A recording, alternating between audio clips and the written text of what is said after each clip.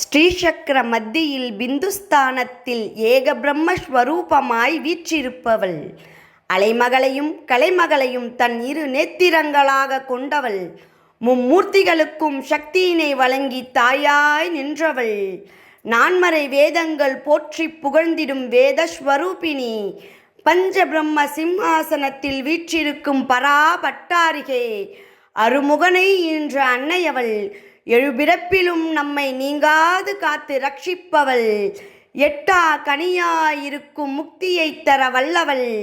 நவகிரகங்கள் நம்மை தீண்டாது காத்து ரட்சிப்பவள்.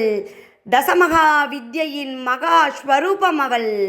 அத்வைத தத்துவ ஞானி ஜெகத்குரு ஆதிசங்கரரை இவ்வுலகிற்கு தந்தவள்.